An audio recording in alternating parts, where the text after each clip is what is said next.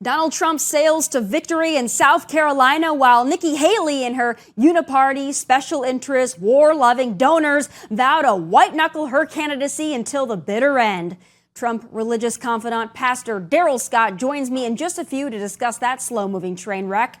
Plus, as our border remains wide the hell open for every Tom, Dick, Harry, and criminal, the University of Georgia mourns the loss of a student who was murdered by one of those illegals. And you know I have some final thoughts. The show starts right now.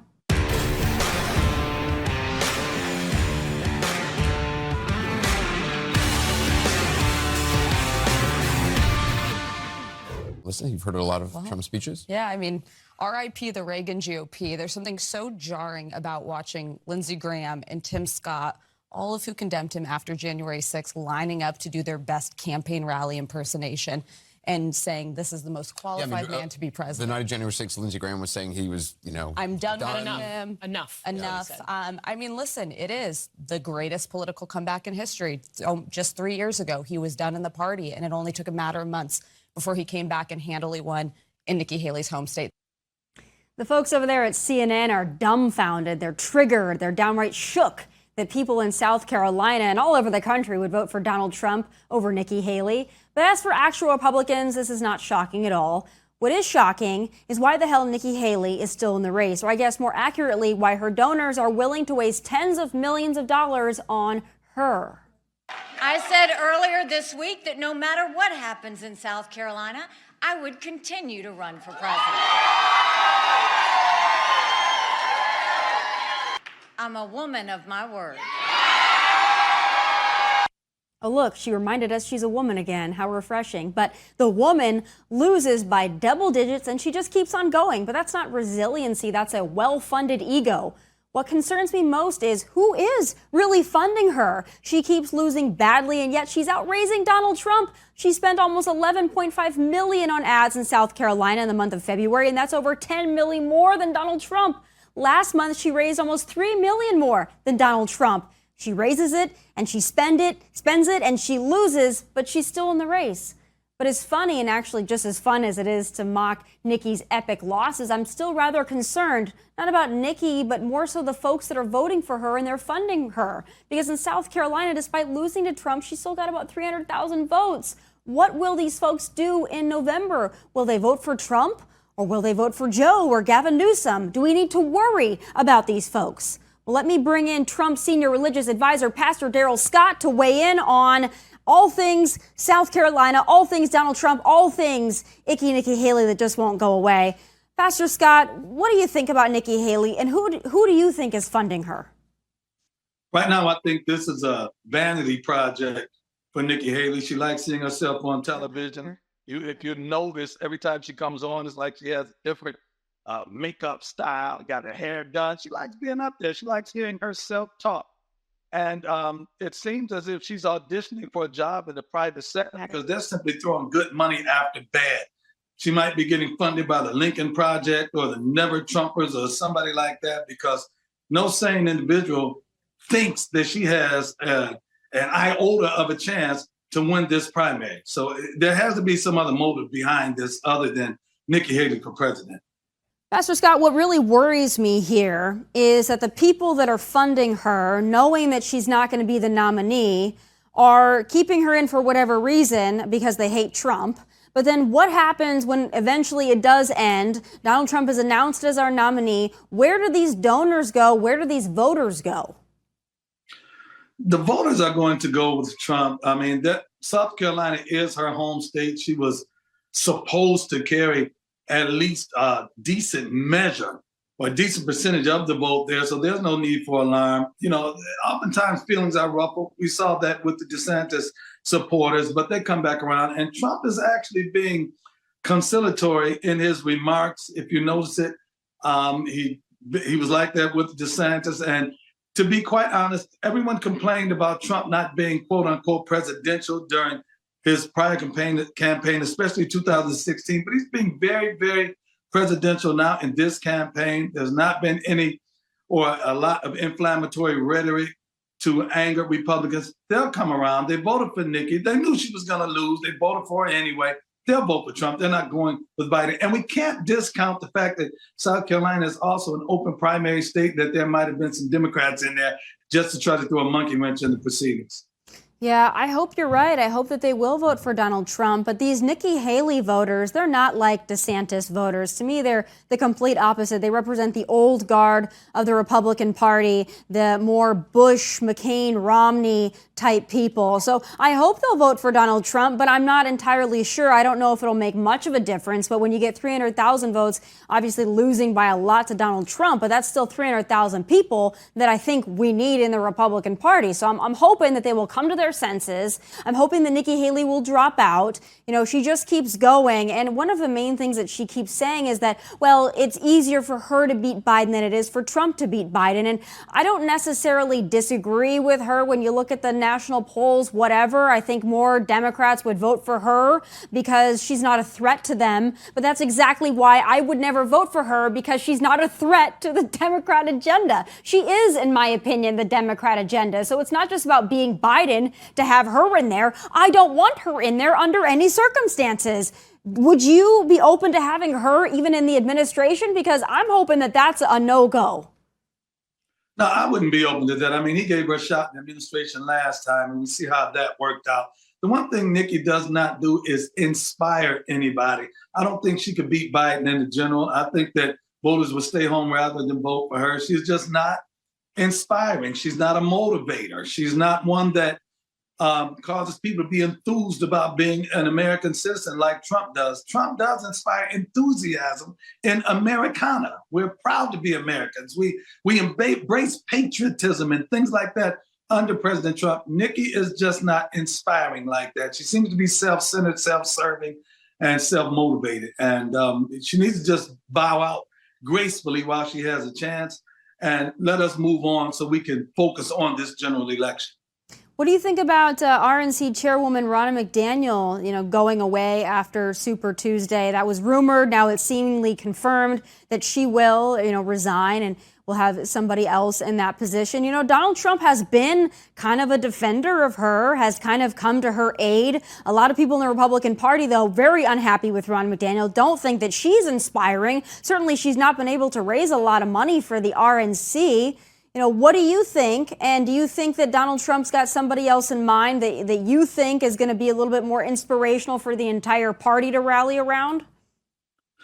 Well, the party will rally around him rather than an RNC chair. I like Ronna. Ronna is a friend of mine.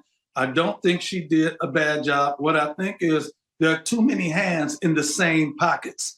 I mean, you have all of these entities that come up now that are capitalizing off of what happened in 2020, and donors are only going to give so much to so many.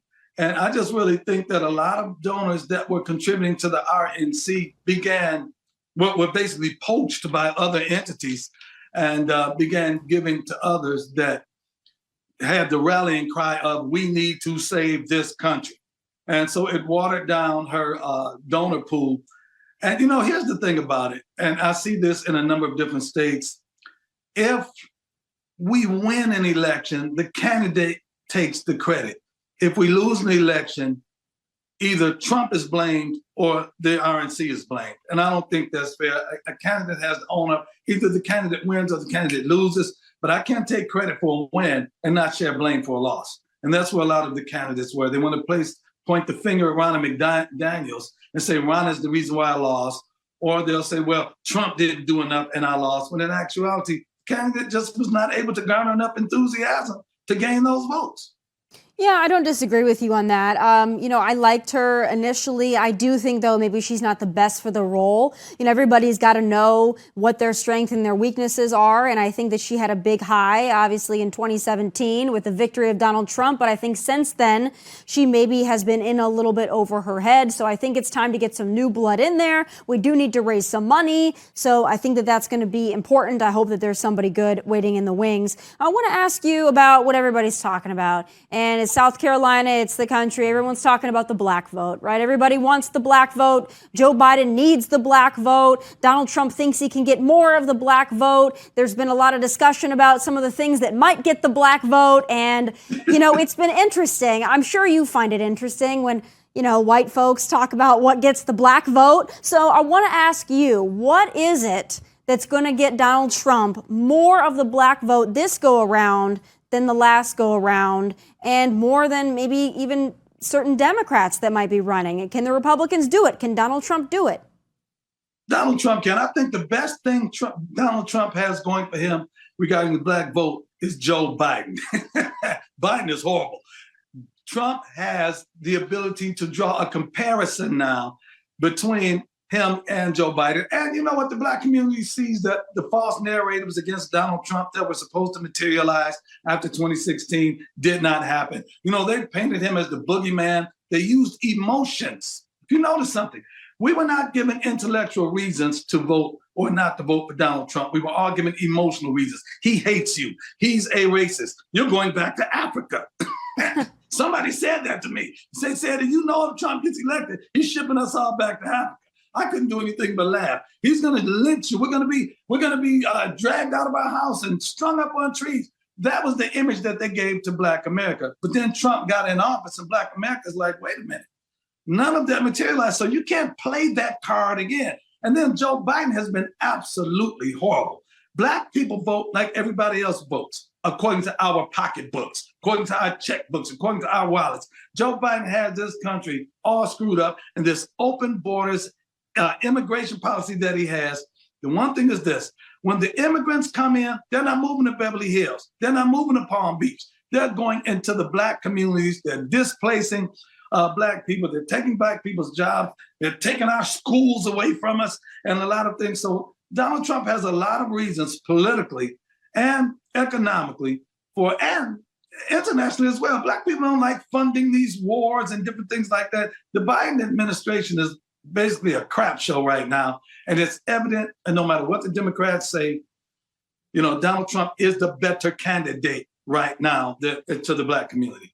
Yeah, no, there's no doubt about that. I mean, the country was prosperous. It wasn't just black folks or white folks or brown folks. Everybody was prosperous under Donald Trump, and that's not disputable at this point. And then, of course, COVID happened, and that was a problem for everybody. And, that's another discussion for another day. I hope we don't ever have to deal with another fear pandemic, but, that's something that we might have to deal with. And I hope Donald Trump's president, I hope he'll do things a little differently. That was one of my very fair criticisms of Donald Trump, was maybe he's a little bit too conciliatory towards Fauci, but we'll talk about that in a bit. I want to talk, though, about what happens if Joe Biden isn't the nominee, because Pastor Scott, I don't think he's going to be the nominee. I think it's going to be Gavin Newsom. I think people say, oh, it's got to be Kamala. Democrats don't want to lose. They're not going to have Kamala be a loser. So I think it's going to be Gavin Newsom. And I see him going around and doing different interviews, talking about how much he loves Joe. All that says to me that he's standing there with a knife to his back. Let's play a clip from Meet the Press, and I want your take on California Governor Newsom. I mean, he's got an extraordinary record. He's doing everything he needs to do on Ukraine at the moment. He's doing everything he needs to do to reconcile and wrestle some common sense as it relates to a bipartisan approach to address the issue of the border, where the Republicans couldn't take yes for an answer because they don't want to make that a political issue. He is leading. And so, no, from my humble perspective, not only the last 3 years have been extraordinary. I've been out with, as you know, on the campaign trail. I was just out in California. I've seen him up close. I've seen him from far. But here's my point. It's because of his age that he's been so successful. So the opportunity to express that for 4 more years, what a gift it is for the American people. Oh, what a gift. What a gift. In his humble opinion, Gavin Newsom hasn't been humble one single day in his life. But I don't buy any of this. I believe he's been following him around, picking up the breadcrumbs because he's going to be the nominee. What are your thoughts? First of all, I've never known Alzheimer's and dementia to be a gift, number one. Number two, I believe you're absolutely right. Gavin Newsom is priming himself to be the candidate. He has some Bill Clinton-esque vibes. He comes across as a little bit too slick. The state he runs is in a free fall right now. You pointed LA, you pointed San Francisco. He's not doing a good job. I don't think Joe Biden will withdraw voluntarily. I think they're going to try to disqualify him some type of way. Kamala Harris would be a nightmare candidate, and I don't think she wants to run again for VP. So I think that once they disqualify Joe Biden, she will, quote unquote, fall upon her sword and say, well, I was with him and I'm leaving with him. And they'll try to float new candidates. I don't think Gavin Newsom can beat Donald Trump, though. I just don't think he can. I don't think he rallies Democrats anymore. I don't think anybody's going to get enthused or inspired over the possibility of a Gavin Newsom candidacy. I wish you were right, and I wish I could agree with you, but I lived in California. Do not underestimate Gavin Newsom, and here's why. I'm worried when I look at the polls. I see Donald Trump doing well now against Joe Biden, but Joe Biden is essentially a vegetable. He's a French fry, right?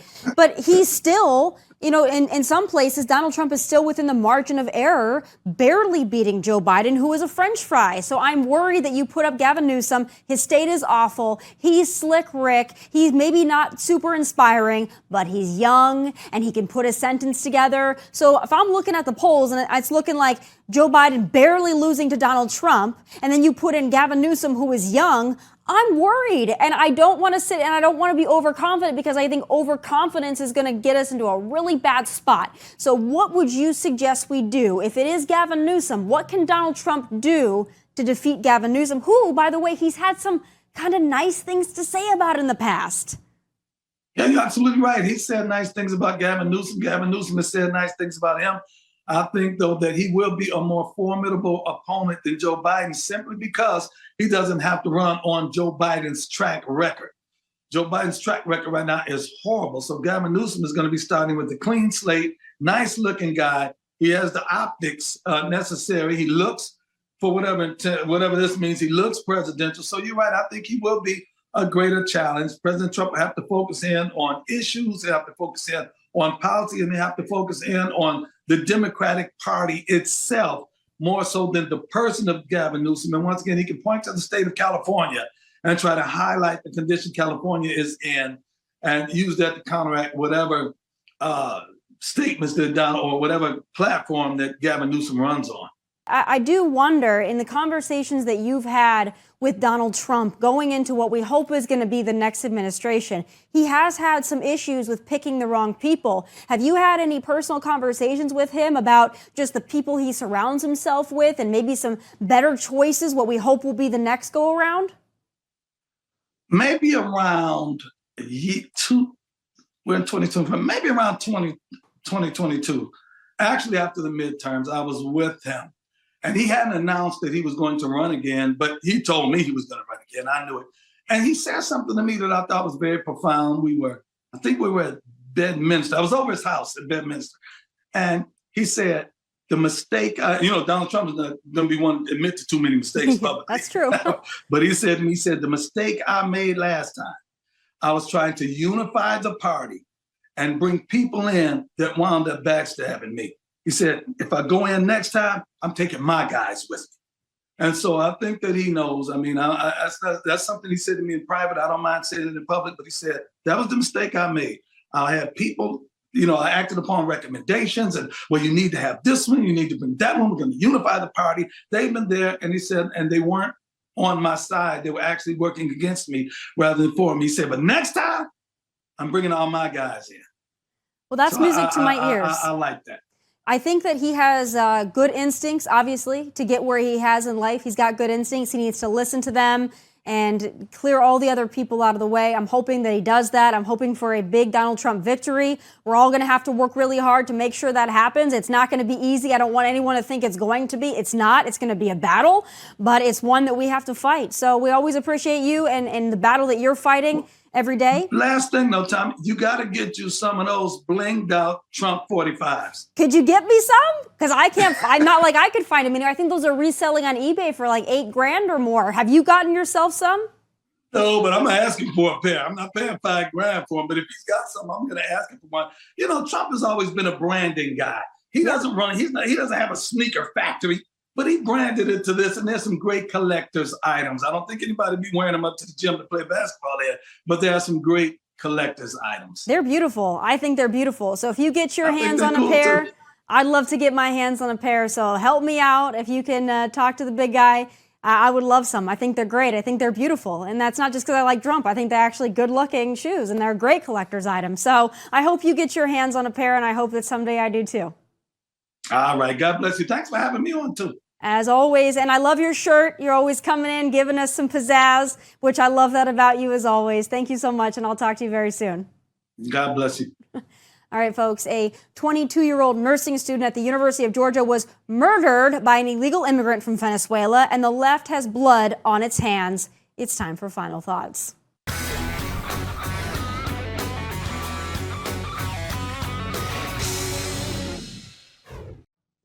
Laken Riley. Say her name. She was murdered by this man, 26-year-old Jose Antonio Ibarra, an illegal immigrant from Venezuela. He was living in an apartment building at the edge of the park where Laken was running, and he murdered her. She died of blunt force trauma. She was found dead along that trail near UGA's campus. Now, a lot of the news and media articles covering this murder are really doing the most to make it about the eeriness of the running trail, about the need for more campus security, about the dangers of running while female, and all those things may all be true, but they're also sidestepping the massive point and likely on purpose.